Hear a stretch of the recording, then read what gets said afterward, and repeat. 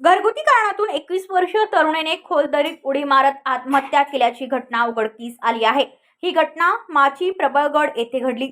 संबंधित तरुणीचं नाव प्रीती सिंग असून ती नवी मुंबईतील कोपरखेडे सेक्टर 12 परिसरात राहणारी होती।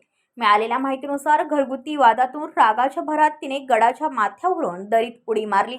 माहिती मिळताच पनवेल तालुका पोलिसांनी तात्काळ घटनास्थळी धाव घेतली।